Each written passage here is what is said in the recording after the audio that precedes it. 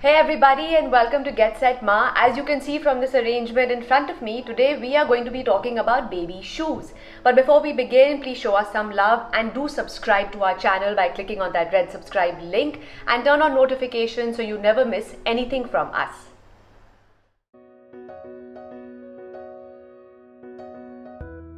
So today we are going to be covering 3 important aspects related to baby shoes, and as you watch the video you will realize why these 3 aspects are so important. So number 1 is when is the right time for baby's first shoes and what to do when your baby starts walking. Number 2, what are the vital features you need to focus on when buying shoes for your little one. And number 3, how to try shoes on your child to make sure they are comfortable for them to walk around in. So little babies accumulate a lot of stuff, as we all know, and when they start walking, anytime between 9 months to 18 months, parents go hunting for shoes. There are so many cute designs, so many cute colors when it comes to baby shoes, but don't go overboard. Try not to, it's really hard, but try, because there is a reason. In the beginning, especially when your child is learning how to walk or has just learned how to walk, you need to keep them barefoot. Experts also recommend that a child should remain barefoot inside the house as much as possible in these early stages. At this time, shoes for these babies come into play only when they step out of the house to protect their feet from dirt, grime, and sharp objects. So why should you keep your child without shoes inside the house when they are still learning how to walk or have just about started walking?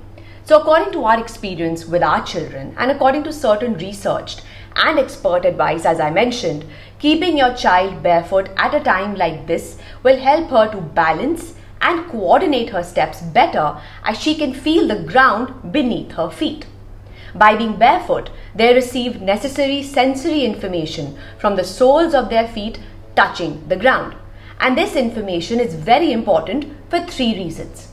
This helps in the muscle development in their legs and feet, as the feet are not restricted and are getting flexibility, which is important for their arch development.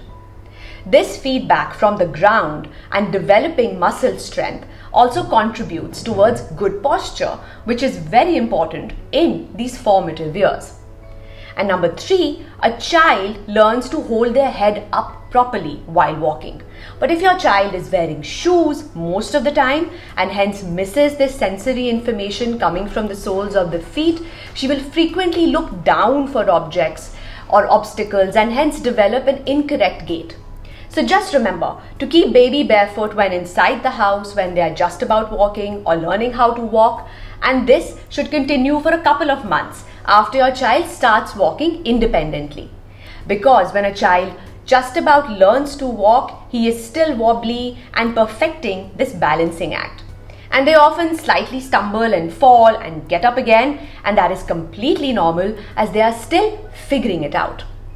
Of course, if it's too cold, you can opt for socks for a bit or stockings, but watch out they don't slip or fall. Or you can also opt for anti-skid socks. And again, in these beginning stages when outside the house, go ahead and get easy to wear flexible and comfortable shoes for your child, because the bones in a baby's foot are soft and don't finish hardening until a child is around 5 years old. Though kids' feet keep growing well into their teenage years. But it's better to not constrict a child's soft feet with rigid shoes. You can wait for the section of shoe features to look at where we discuss all of this and more in detail a little later in this video. Also, you may feel that your baby is flat-footed or they have invert toes, but most toddlers are flat-footed when they first start walking, or they tend to turn their feet inwards because muscle strength and ligament stiffness needs to catch up to other development. The flat-footedness nearly always improves as the bones develop and as the feet strengthen. But if you have any questions or concerns about this, please do go ahead and speak to your doctor. Now we come to the second question, how to buy shoes for your child and what are the important features to look for when buying your baby's shoes. Here we would stress go for comfort and ergonomics rather than just the visual appeal of the shoe. And again, there are very important reasons for choosing comfort over cuteness. So number 1, the sole of the shoe. Check that the sole of the shoe is flexible and lightweight with a good grip. You should easily be able to bend it, and twist it, and you should also be able to bend it near the toe. Now, rubber soles are better than plastic or leather because they are less likely to slip. Avoid hard-soled shoes at least till the time your child has been walking well for many months without falling. Number 2, material.